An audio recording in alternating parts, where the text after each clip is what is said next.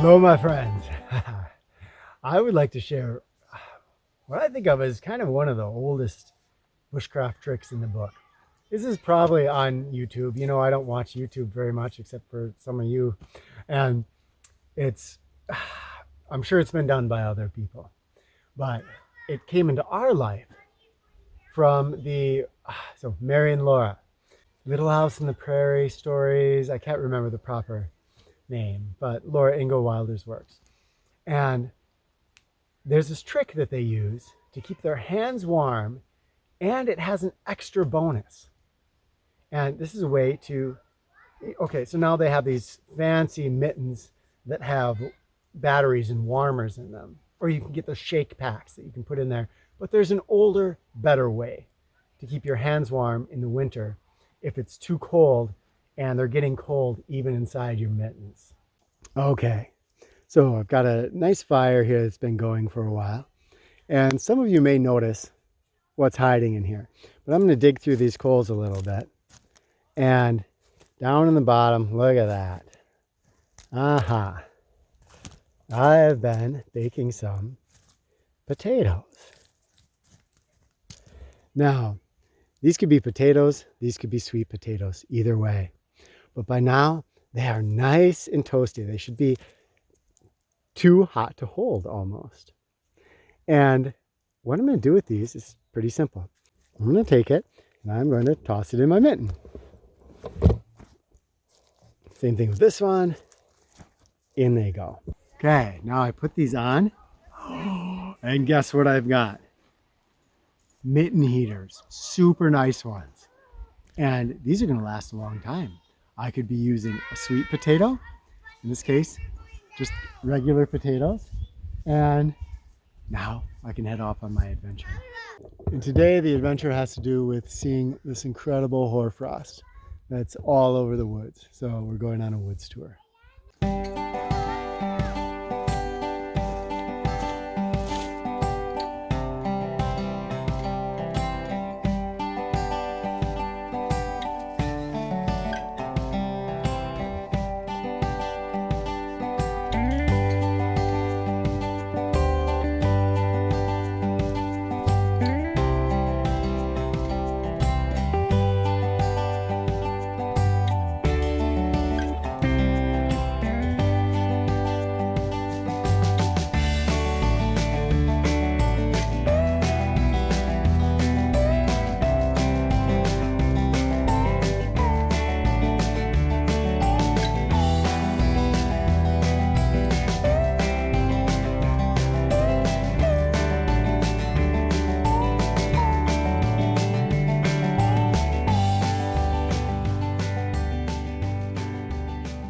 Now, after this adventure, my hands are still warm, but there's one more little secret to this, right? Because how does our body generate heat itself? We need something. What do we need? Food. Food, calories.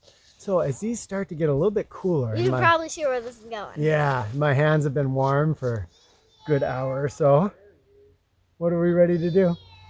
Yeah! Hey, what's up?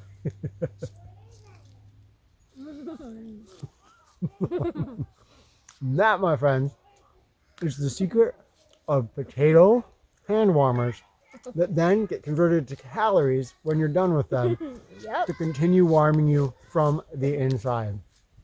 And of course, you can also do this with hot rocks. Hot rocks work great. They can even hold the heat a little bit longer. But you don't get to eat them. Exactly. This is really So good. basically, do you want them in their mittens the whole time?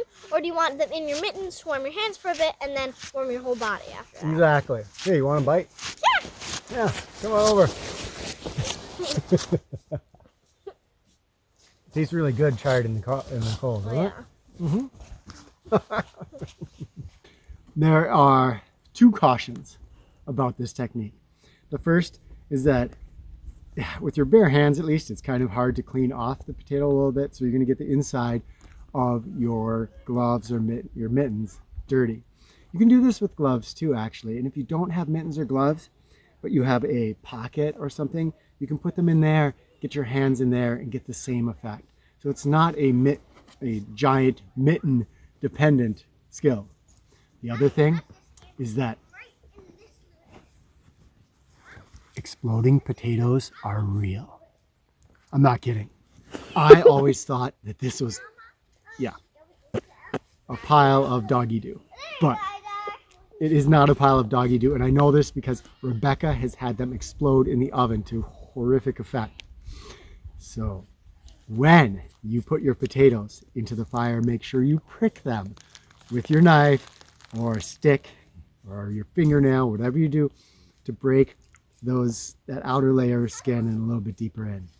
My suspicion is that this is most common with fresh potatoes from the field that have a higher moisture content. The ones we get from the grocery store are so old that most of the moisture is out of them. It's probably not a danger. Still, prick them anyway. The ones that are fresh from the field, make sure you do, because those ones, they can really make a mess. All right, my friends, share your favorite secrets for keeping warm in the winter, especially your extremities. High tech or low tech, preferably low tech solutions. We'd love to hear about them. All right, sounds like we've got a whole herd of adventures coming up on us. So we'll say love to you all. Hi. And talk with you soon. See ya. Down in the comments.